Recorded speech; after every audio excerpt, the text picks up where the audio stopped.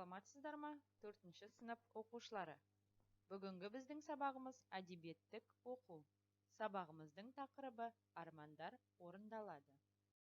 Сабағымыздың мақсаты: таныс мәтінге жаңа кейіпкерлер қосу, жаңа сюжеттер енгізу, өлең 4 жолды жазу. Шығарманы қайта құруға, интерпретациялауға және бағалауға негізделген сұрақтар қою және жауап беру. Ойлан, өткен замандағы адамдар болашақ туралы нені армандауы мүмкін? Мысалға, оқушылар бірінші суреттен сиырдың көмегімен жер жыртып, егістік алқабын дайындауда. Екінші суреттен көшіп бара жатқан адамдарды байқаймыз. Үшінші суретте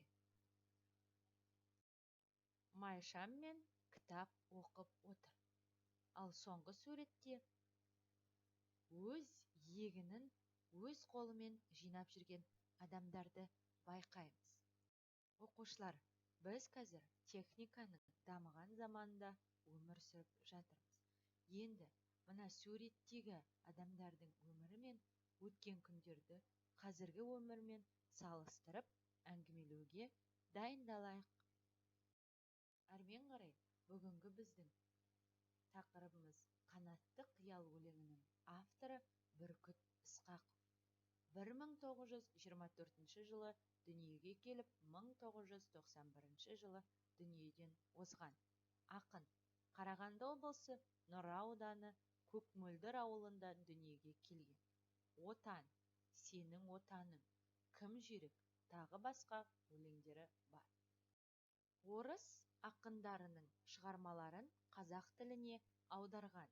Өлеңдері орыс, өзбек, татар, тағы басқа тілдерге аударған.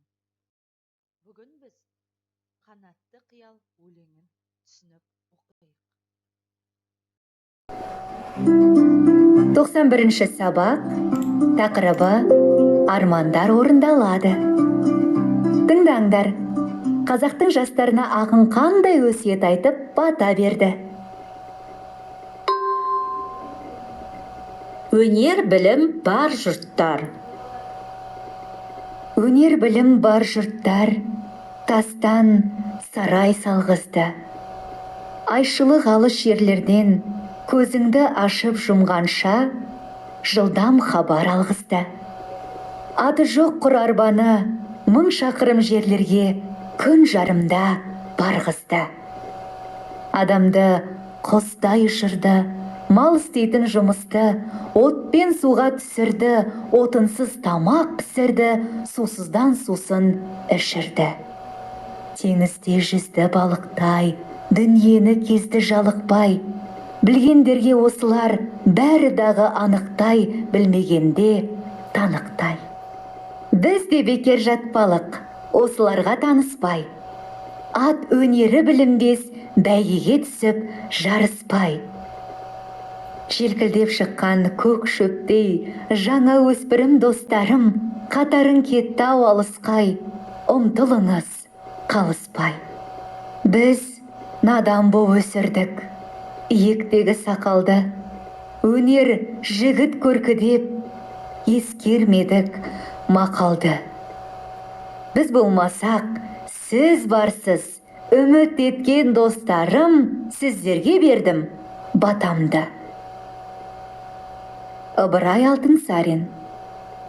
Тыңдаған және оқыған қанатты қиял өлеңдеріндегі ойлары ұқсас кейіпкерлер кімдер?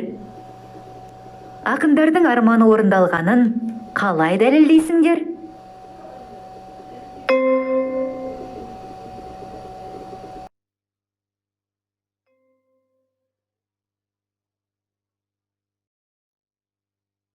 Үйге тапсырма. Қорытындыла.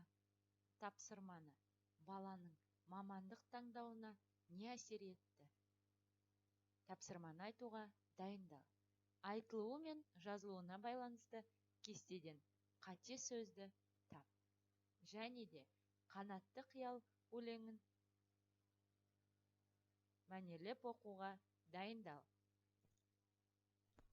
Назарларыңызға рахмет.